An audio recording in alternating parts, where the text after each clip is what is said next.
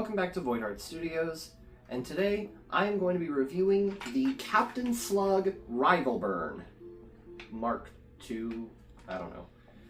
There are two versions of the Rivalburn, one where the mag comes out normally, and then this guy. Yeah. But this is a 3D printed blaster designed by Captain Slug, and it is a pump-action magazine-fed Springer. Of course, I have about 1 million of those already. But this one's different. It holds balls in a weird orientation for its magazine. Let's get into it. Starting up at the front, you have the muzzle. It looks like with this little notch here that there might have been like a hop-up unit that was supposed to go here, but it wasn't. There's also little notches cut out of the muzzle here that look like it belonged to maybe some sort of rival P-car, integrated P-car. I don't know. I mean, this thing's accurate for about 45, 50 feet anyways. So, yeah, whatever. So, up next is up at the top, you have a tactical rail. It has 3 of them. There's one going to here, one going from here to here, one going from here to here. Don't know what you're going to be attaching to this one back here, though, considering that's where I would put my face when shouldering this blaster, and you want to shoulder this blaster. For whatever reason, even with the K25, which is a notoriously reasonable spring to prime, it's got a pretty hefty action on it. So, who knows what's going on with this little goober. But, yeah. And, yep, up at the front is the priming handle. To prime, you just pull back and push forward, and now you're primed and chambered. For whatever reason, mine just has, like, no friction, and the priming handle will just slide back when it's primed.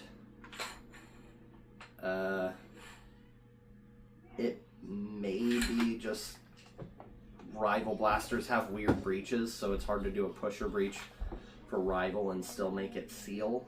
I don't know. It beats me. Yeah.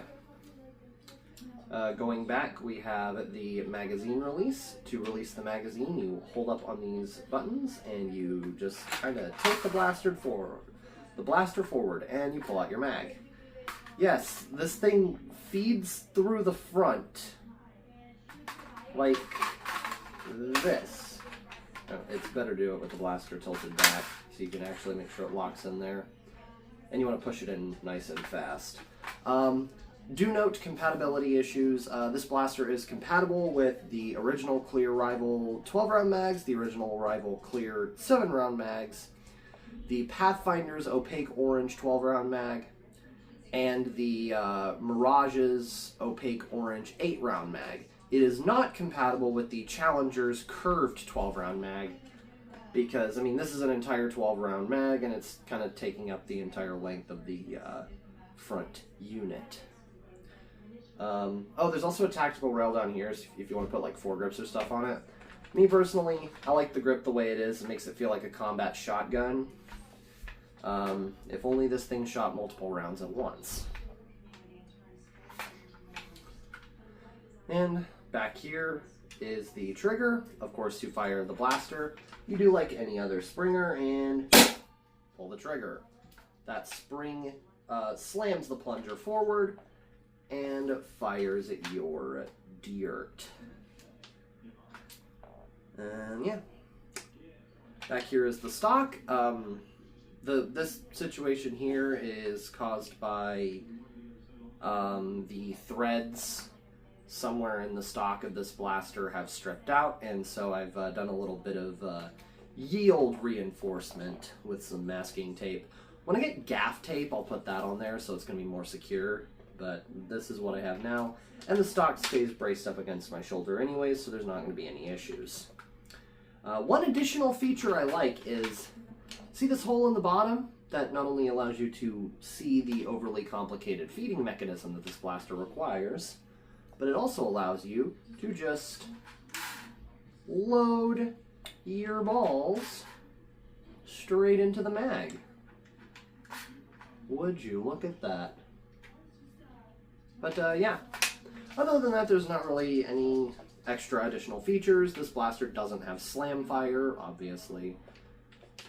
It's, you know, just kind of a cool, a good attempt at a pump action 12-round high-powered rival, or a pump action mag-fed high-powered rival primary, because back in, you know, 2017, 2018, 2019, whenever this blaster was made, when, you know, Rival was still kind of in its heyday, and, you know, people were using 120, 150 FPS modded dart blasters, they wanted to see if they could kick a little more power behind Hasbro's newest ballsy move. Get it? Because Rival was balls, you know? funny thing. Sorry. I'm tired. Tired means crazy. Anyways, that's really it for the overview of this blaster. Let's go see it out on the range. We are outside.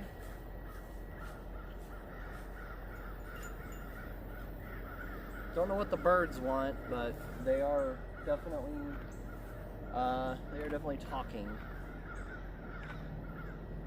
And now we've got our Rivalburn, we've got our magazines, and we've got our target about 35, 36 feet away, because high power and Rival do not mix. Rival is going to be pretty damn accurate for the first 30, 40 feet. And then we get to the fun stuff. Alright. Got regular yellow Rival rounds out of a 12-round magazine.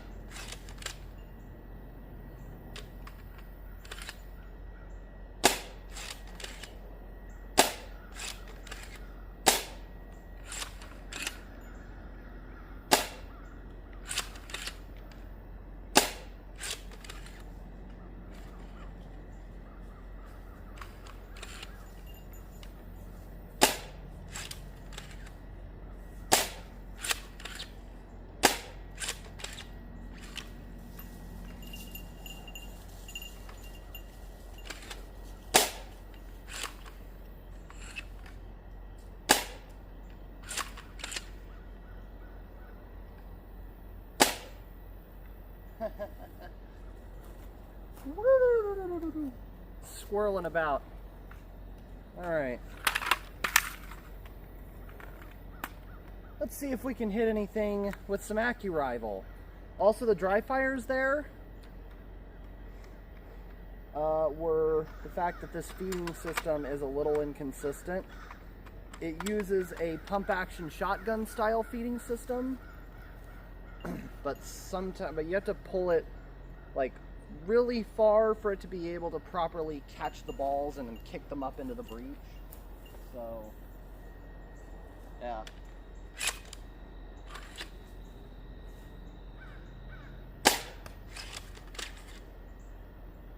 Oh. Hello, guy.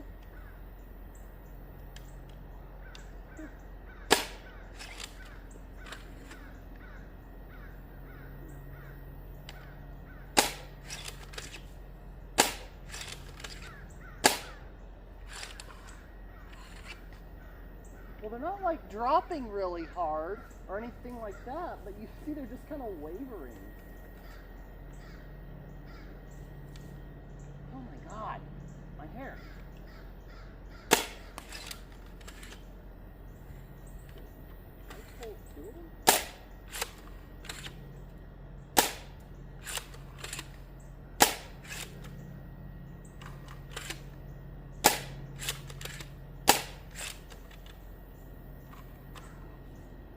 Oh, it's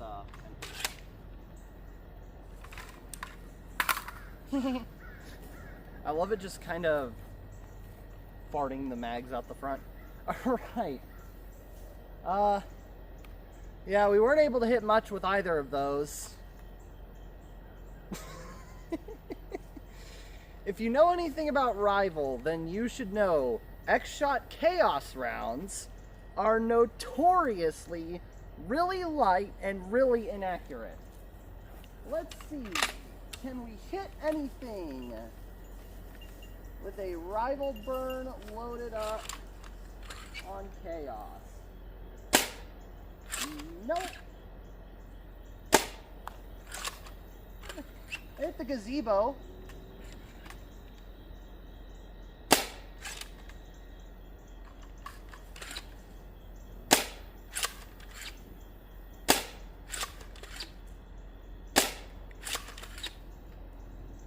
Actually try to hit something.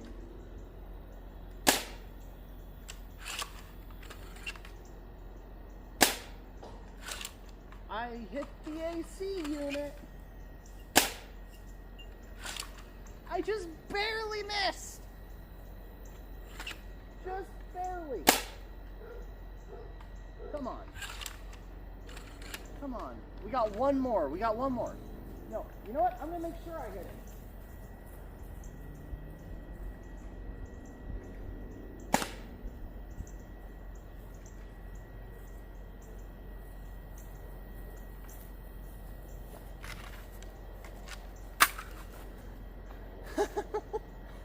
Okay, that one was kind of cheating. But anyways, yeah, Rival at high FPS is not good past the first 20 or 30 feet. And like, that target was at 35. And that's about like 30 feet is typical, like, is on the long side of Rival engagement range at 100 FPS. This thing is hitting significantly harder. And I still couldn't hit anything at 35 feet. And I'm going to tell you why when we get back in the house. Alright, we are back inside with the Rivalburn, and let's talk about it. First off, I'm going to give you my chronograph results. With the Rivalburn, using AccuRival rounds, which is what I chrono Rival Blasters with, or what I attempt to chrono Rival Blasters with. My chronograph doesn't like Rival. I got an average velocity of 142 feet per second. And that's with about a high of 146 and a low of like 137. So it's hitting pretty much in the 140s, almost 150. Now let's talk about the range footage. I don't know if I don't know how well you actually saw the rounds traveling, because the sun was starting to set when I came out there, or the sun was kind of setting when I went out there. But the ballistics of Rival in high FPS blasters are really weird. So, Rival uses... Where's the Rival round? Ah, there's a Chaos round. That'll work. So, Rival uses these little balls. Gorgeous balls. Great. They feel good to touch and fondle. Rival uses balls. Orbs, even. Spheres, if you'd be so inclined. But balls, and especially foam balls like this that are, you know, entirely foam, they don't have like a heavier end or anything like that. They're not like darts, ballistics-wise. And especially when it comes to blasters that actually have a hop-up tab, these rounds, they will fly for a certain amount of time, rather than kind of going in an arc. Like if I throw this dart, it'll go in an arc until it lands. Or now, you know, if I shoot that dart, it'll also go in an arc until it lands. If I throw this ball, it'll go in an arc until it lands. If I shoot this ball, it'll go straight for a solid 30 feet and then start wavering really badly. It's, well, mainly out of this blaster. So rival rounds, their kind of whole ballistics thing is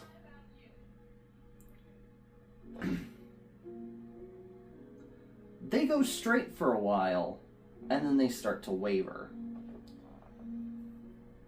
The hop-up tab increases this because after a certain amount of feet, they'll kind of kick up a little bit and then kind of veer off to one side.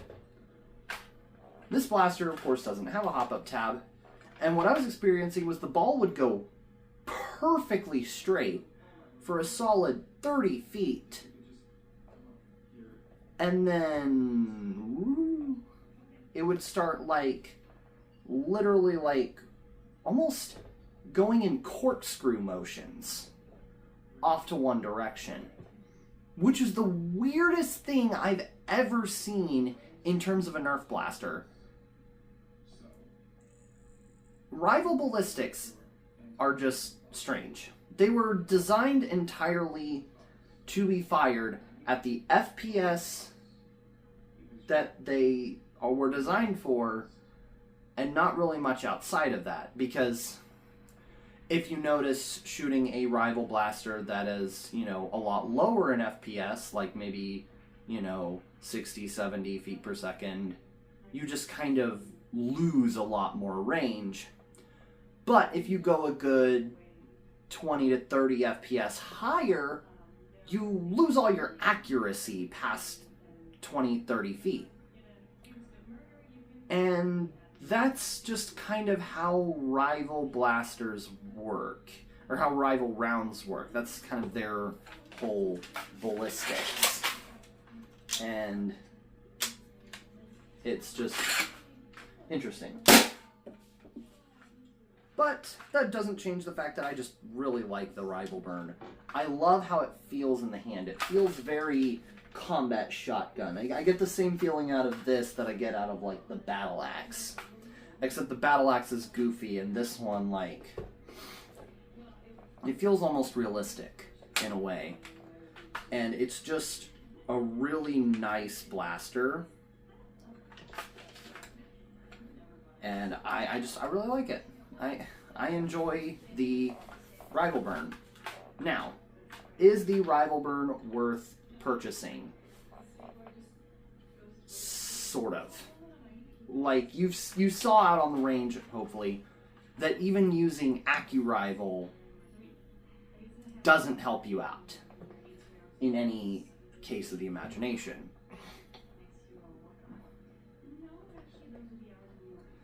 And that's kind of your problem. You just kind of lose your accuracy if you try to shoot from long range with this thing. It carries. Rival carries really well. I was getting similar ranges with this 140 FPS blaster that, I was getting similar ranges with this that I was getting to, 180, 190 FPS blasters. Like my Nexus Pro X. I wasn't getting quite as far, but, it's a definite difference. These carry farther than something like maybe, a regular Dart Zone Striker, or a Dart Zone Maxim. But you have no accuracy. For close quarters, this thing's amazing. Again, get somebody within 20 to 30 feet and they practically cannot dodge it.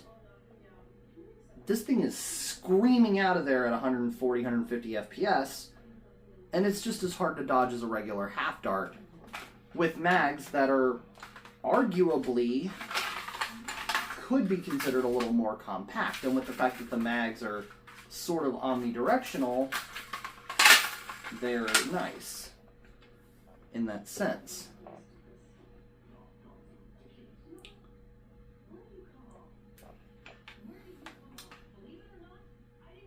Another issue you're going to find is that it is hard to find kits for this blaster. I will not be posting a buy link in the description for this, not because I dislike the blaster, because I strongly discourage you from buying the blaster, but I can't find any kits for it. I can't find any hardware kits or parts kits for it, so my answer to where to find the Rivalburn is good luck. I got this only because there's somebody in my group who knew I was a Caliburn enthusiast, and he said, I have a Caliburn and a Rivalburn that I'm not using anymore. Do you want them? And I said, hell yes. That's how I got my Caliburn as well. And so,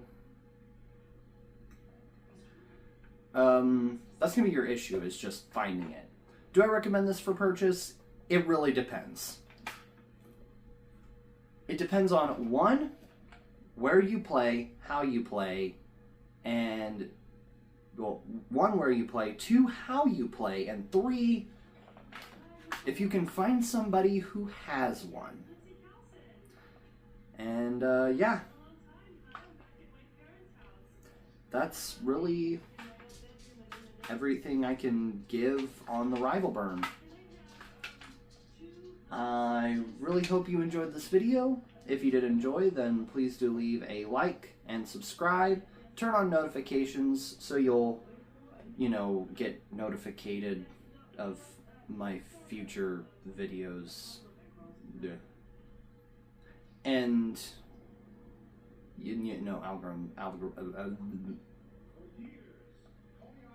algorithm stuff. Comment your favorite Caliburn. Again, comment prompt that nobody ever follows. Comment your favorite Caliburn.